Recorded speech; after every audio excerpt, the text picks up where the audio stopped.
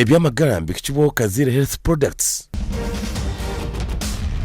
Nimbachira on program ebyamagara nimbaramutse antumwasiba muta kandi butosha ntubantu gamba ahandwara zitari zimwe na zimwe ziri kwata amagara gitu okutwakwasa kuzetantara twazuriye okutwakwasa kuziragurira kandi nabwanyuma yo kucera tukabasa kubantu twazasta nabwecho umwabazi yo gunsa kubantu ganira ahakibari kweta ovulation. Ovulation ninjangu no kushara Dr. Jakwa nachi tushoborera je ekiri kurengaho nabwecho gumanitwe nibanyeta cyo butungi charity omuhereza kandi mwabazi yo gunyira Dr. Ampeire Justus okurga St. Augustine St. Augustine Community Health Center aho hari intare opposite na Intare School omurembo rwambarira munchirize mwakire tutandikiraho Dr. twakwakira we bari mnongo mutwe kansa Sister Charity kandi abari kutureba turi ahambe hoza TV West ntubakira ntubakunda kandi mutega amatu tubaganira. Ovulation ndiya mucara umwabazi yogo nibituteganisa ngo ovulation period ngo ovulation cycle ngo ovulation simanyi fertility days ebintu nkebi haza chikabe nitwera kutwakubintu kicengaje kumanya na ryari obuna ovulating kumanya na ryari obuna kubasa kutwara na no bonero wakwasa kunyoreka ngo nahika hari yecho konka mwe tutakabigire byo byona ovulation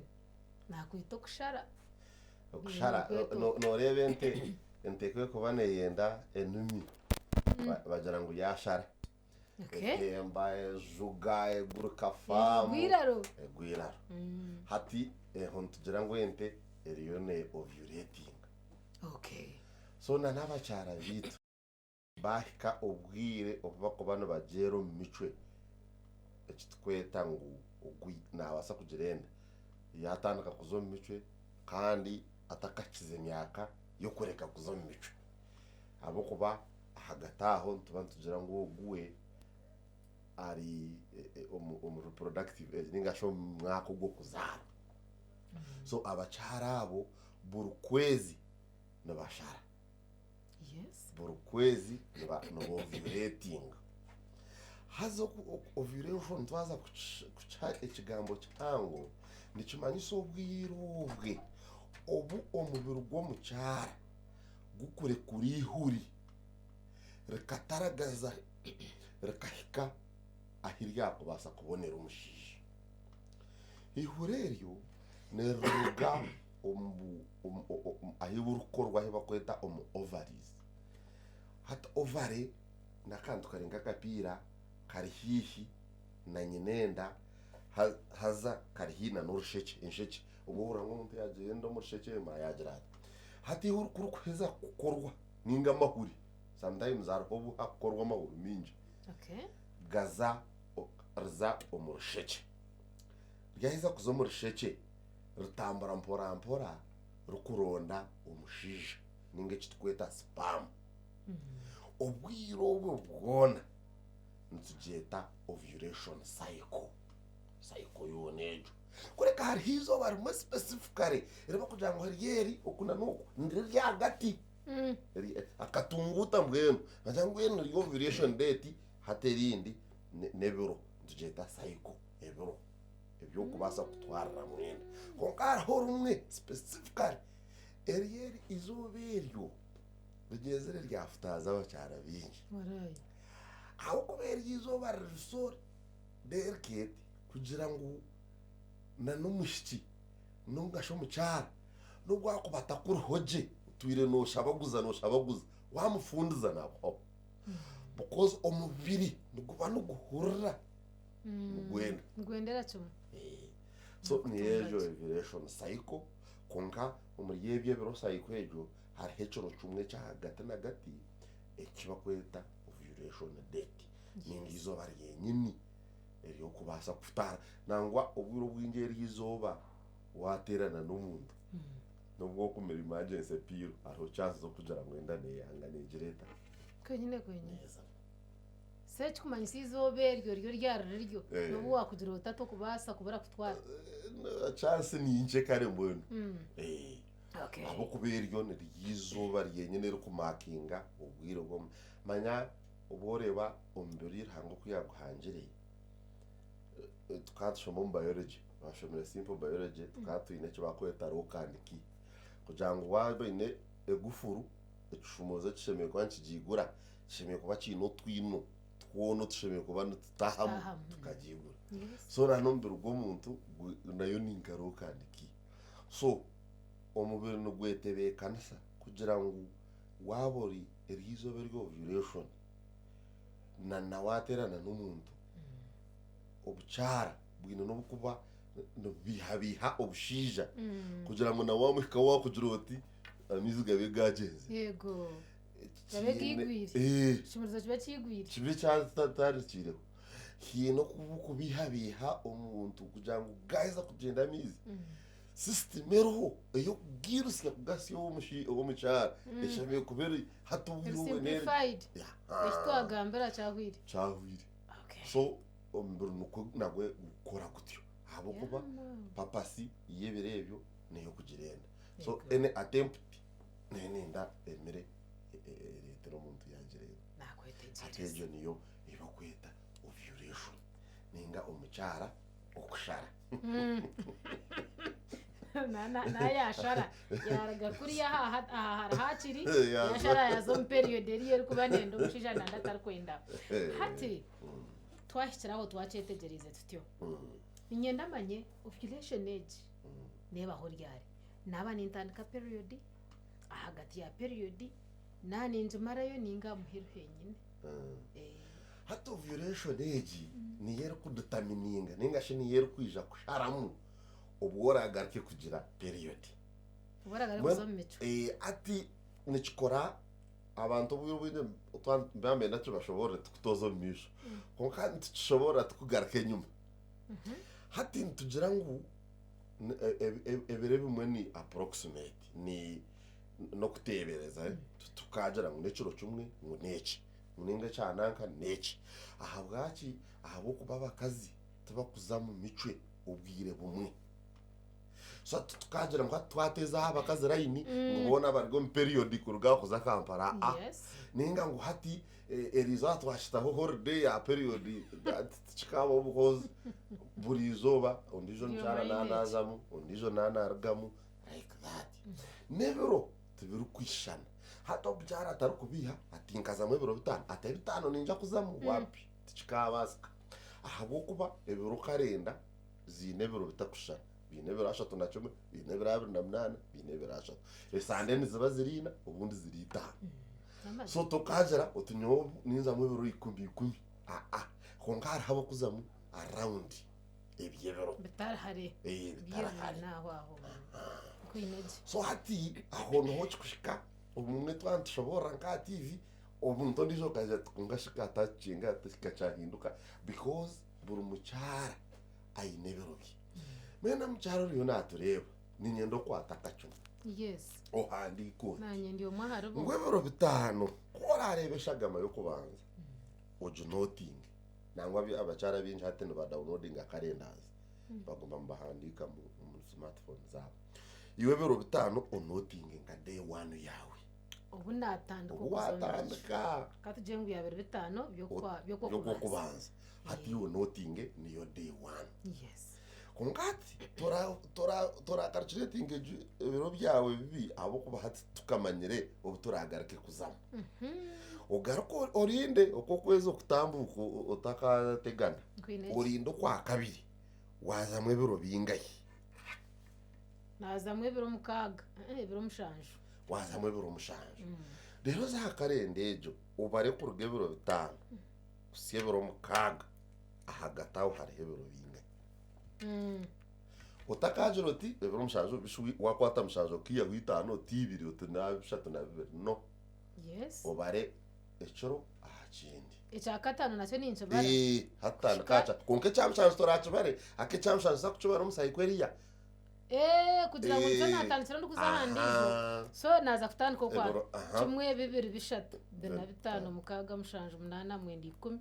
11 12 13 14 15 16 17 18 19 20 21 22 23 24 25 26 27 28 31 32 hati sayiko yawe nebirashatu nabishatu 33 days Ati kuza tugereza. kugarukamo hati nimba mpereza wayihahabira omushanju ukabara 33 omisho noza kufuna approximate date erukwenda kuba yumwenu kandi most probably ukwezi okwa kashatu ekire kyorabe wabara uraze unless haribona haho abakashoreke wamira emergency pills wahindura umwanya especially ogwine environment totally different hata nkawarga kuno kaza kabaye ati humidity hinduka nurangweje myanya ibiri ngukaza nka fotopoto totally different place kaza nka Kampala hari mucucu hari yo kuyero baru nko kugira so you expect ngun harasa ko baho change ahubwejo ninga ukahindura hamere rastakare urugire wejo nkacarte hano utunuri yakaro kawe nimba neswiga uchikomo zarza chips ayinga bakamba yasiskara ataho abasa kubaho changes on period konka mwene byaguma biri nkoko biri nimba nabo we bira ashatu nabishatu so hati ntuza kutanikira habiro omushanju ubu nagarukamo ubwo garukamo tubare garuke nyuma tubare hebiri 12 10 me okay hati ebromusha narecha echebromushanju ninchoba then ngaruke nyuma ngundire bale hebiri 12 into estimating wa menstruating nobo ovulating approximately 14 days ago okay chumwe bibiri bishatu bine 5 6 7 8 9 10 11 12 13 14 15 byo kuko bana so hate birabira na 5 approximately ihoro ndiyabo nugeri yafa kanja nguri yandi ovulating ndiya live ndiya ndi kashata nugeri yafa manyakuru kufa then utandika preparing kushohora okay wachatezereza nakuchenga yes hataho nerufa ntugera ngo obumwe ihuriyo mchara nerumara ebiro between bishatu na 5 between kufa yaba produced ebyamagara kichibo Kazire Health Products ebyamagara kichibo Kazire Health Products so hatabaraho ebiro 5 kugaruka nyuma nera ebiro na 5 nane chabira na 5 njibaze chumwe bibiri bishatu bine 5 abiri na chumwe so ntapa kushmakinga ngwabira na chumwe no basa kubantu baba no ovulate nubwo natandika ovulation ovulation date twagera ngo nisayiko date yenyini ni ariyo kuna noku bacitezereza iyo date nemwe hati nabira na chumwe konka harho ebiro ati ryaba produced twajya ngo nirasa kumara ebiro bishatu ninga 5 so kurugabira na chumwe kusya abira na 5 rucurum nkwineje turikafiri so no bakutwika okay bashija is calculations tino mwazanje manje mathematics atkeje ati aho echo tatachabaze then tugaruka tugira ngo spam yo mushije yes nayo ne basa kumara ebiro nkabingahi nkabishatu ekiryara ivu iyo mweshwambe higa hati hati kwatebera abira na chumwe yehebiro bishatu yego still ngaruke nyuma nane chabira na ntana chabira na bishatu cyane abira na chumwe twatugamba abira na chumwe mawe yes chumwe bibiri bishatu ibyo bya 19 so hati 19 nakwe no twara abo kuba ne spam ne kuba kiriyo ihuru konkarta kizere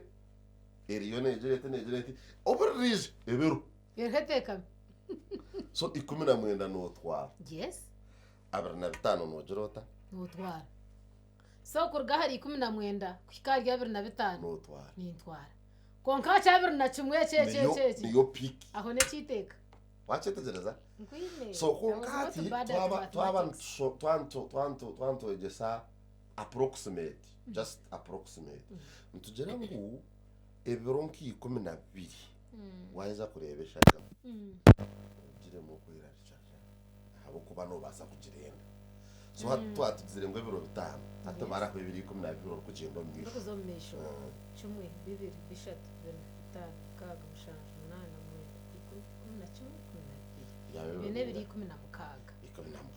11 12 at least norangu turihi because ogusayiko yeye nebiro biringwa ate ekyabera kityo ogusayiko nerenga biro 30 yes hatu twatu ino wasayiko webera 28 yani kwatagana ni 19 nkwineje wazitezereza so ntukugerera ngo abantu bwiro bwingi ovulation ya because abacara bingi nabazo periods bwanyuma y'ebiro either 26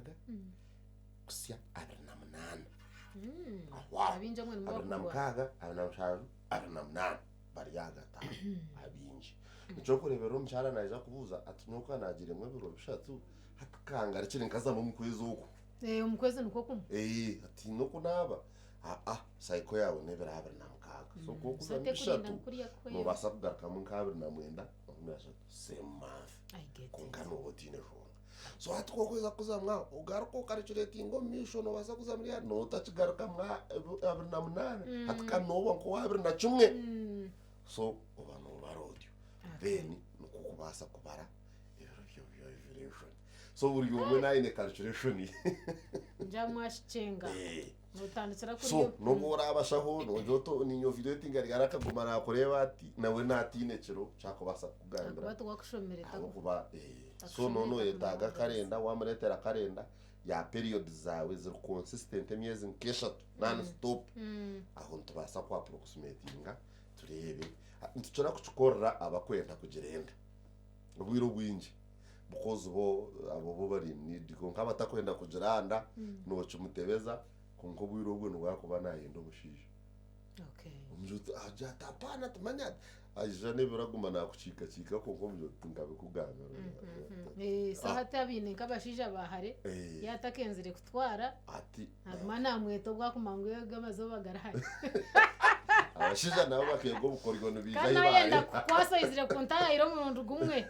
ngenda kuremera nabwo no bano planning ajo ovulation day thank you very much cyane ndikufunza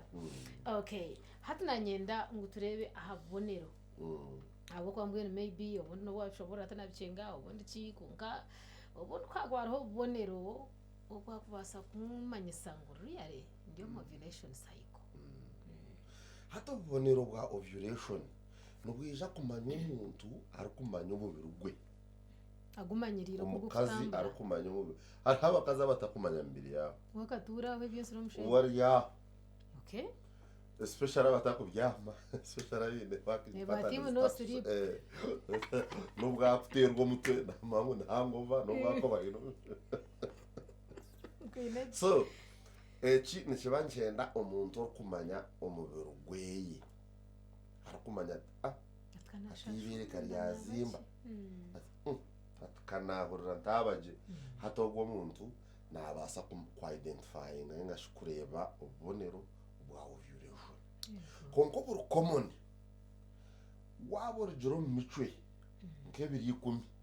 mbwenu no kweyongerayo origero period ogiro period sorry abo kuba twajara ngo origire muri nako barabanza rige murera bari ogiro period wabare biri 10 na nebere byogere mu period ntuba manya period ejo yoreba nemanyisa ngo wazo tukureshaga nemanyisa ngo ukwezi kwiri yes watandoko kusi yes no biro bumwe arho abantu abine short period are short kebera abir nachum bomba twara babari kom period yego mumbiro bya kashatu bintu bya kanakatana umjoto mwakiro munisa nataniza yonde kandi shagamana ngo yetejera shonga kuba na yagwa nkaha tokweta gasabuni washko hamizi neje that's how different shagama ya period na nende menstrual flow zot menstrual blood flow actually it's gambo chacho no flow to blood so yote kuremera aho kunanga mishikamize genda tekuza gukora that so n'umwana yakugwaho akakora ebya burijo kiba kitine shonga bozo bwiro bwinji waza kutanka kureba akashagama umurinyi nenda ne yarugire n'iryo cervix. Oh yes handa na n'umukinyi kuri cyo kurebera umwe koko bariyo none income periods waterana n'umuntu ushanga shagama yagendera ki yawaje because no waji exciting yo ne time. Okay. So hati obonero ko kuba watandika periods ahwaho 2010 yongerayo no tandika bwa temperature bwawe de basobtarenga kurenga munonga konkano hurra na nesweta notacenda kujuzwara nkoko kwa burijo wenda no gendo tajine nico rebero bwirobwe nondozwaro kugira buto no kwereka byona why one no feeling attractive no nunda bakurebe konkana n'ikindi na ka temperature kawe nikiyongeraho so oreba ngo kwebeka kwetanga tekere business. Yes ogira mu omunda ntwaho some people bagira mu pain kasha pain especially kazana mu side emwe nkibure ryabandi uri kuza kurekura ovare ninga ovare uri kuza kurekura kaza nka side emwe oranka kuningena nikakuningena konka tine yindi sayini yone yo kureba kandi kamaro bwire buca kicoro cyumwe kagenda ningabiri kagenda rero omucharo bamwe amabere niga haga mukache genda mbwenu na nakarega mwe uburakaba uncomfortable kana shinga chara kuhaga wano genderera kuzomperi ovulation manyati akarega nakakuchirigita timbanya ukunda achete regare biriye byo kushasha naki konka ovulation buri kintu cyone cyukwata hibere no horra mwenu wagera amatwenje twenje. I get you right. Okay. Na n'umuntu yakora bahaka uhura kaenda kutomuzi. Na n'umuntu yakora bakakwata cyo no basakura tukumukura tamwe. So no shangori mude uriyo moods wa no shekera buri musijo harabaho no mugaraka muje nubwo bakugarukana habire mu ntaraho wa mugita gitaho nubwo kutera munakasum. Yes. Then ubucara amiza go kubana garagayo ngaba gakwatine geyongera haza gakwasiri. Okay. Mungu ko kureba ihinzi urarebere kinzi cyo mwana ncirganci gira kiti kana nanka kitakaragiye hata no kwega kuba gakwasiri wagata haru kumoti nagagumaho gaguma gakwatine. Okay. Konkagandi wajuroti nibimbicweka. Okay. Kandi na n'ubwiro bwingi abamwe abacara nabasyo bwirebenda bajware na pantraina ahabo kugira ngo discharge ne yongera. So ubwe nubwe ahabonero ubwo muntu ashemeye kurebera hakaja tkunka shote kintu nico ningati. Okay, ninjanga mwabicenga calculations zezo ninkuru munonga nahabwe cyo wanonda wanonda kutwara wamenye ko yine kwa no kibara kandi wanonda ko bepena nacyo nubasa kutwara ekikumanyisa ngo ogunugu basa ko muhanda gwa family planning wabo takenzire kutwara nobasa ko bari birebyo ushange ngo tuwabasa kwegita n'umushija ombere byo kubasa kutwaramo ibitwayita ovulation days, ovulation cycle, ovulation day. Barogumani twabwa program eje byamagara umuhereza nabaricyo butunji charity kandi nuko turi muntu hendera nabanyine Dr. Abeire Justus okorga St. Augustine Community Health Center aha opposite Nantare umurembo rwambarira naye bare okubasa kutushomesa we bare gumaho nibo kareba tureba n'urwo gwanza ruri kwija mukama akwereza umugisha. Ebyamagara byambikwa Kazire Health Products.